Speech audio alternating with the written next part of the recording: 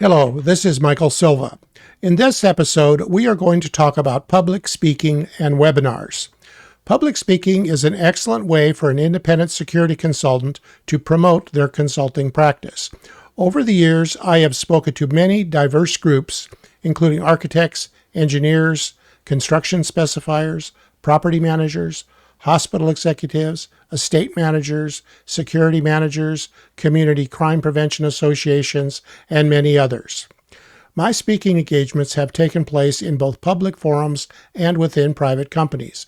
In almost every case, I have received a paid consulting project as a direct or indirect result of the speaking engagement. As an example, I spoke to a group of architects on the topic of designing lobbies for good security.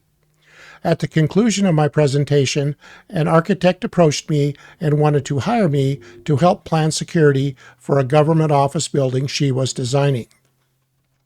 In another case, I did a presentation on security for multifamily residential communities at a large property management firm.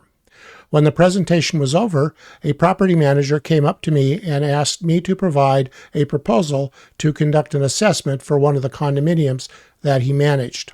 Since this presentation, I have been asked to speak several additional times at this firm and have ended up doing over 40 separate projects for them. Not a bad payback on the time I invested. Here are a few tips on making presentations. First, make sure that your presentations are educational in nature and not just an advertisement for your consulting firm.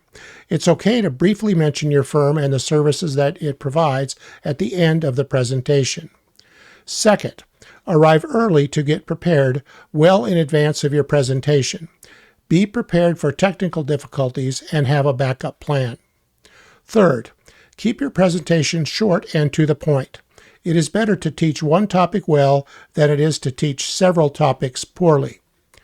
Fourth, if you use slides, they should be visual aids to support your presentation, never the presentation itself. There is no need to read the text on every slide word by word.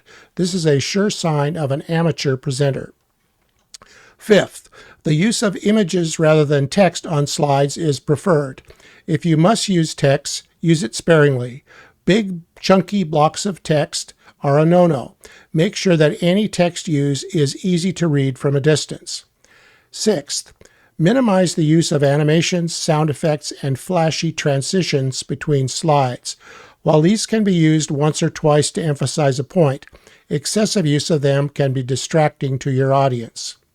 Seventh, a little humor in a presentation can be good, but carefully consider your audience. Something that you think is funny may be offensive to others.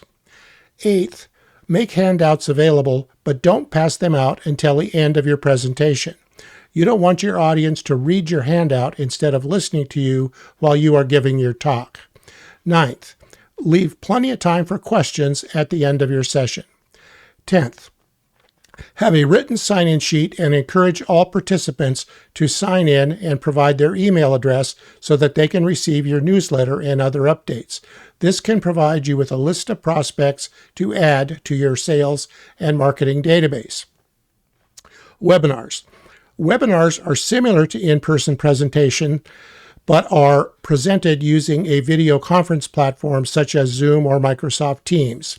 Because attendees don't have to travel to attend an in-person event, they are sometimes more appealing and attract a larger audience.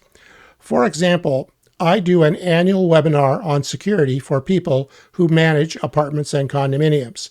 This webinar is attended by a diverse group of people, including property managers, on-site managers, board members of homeowners associations, and security vendors.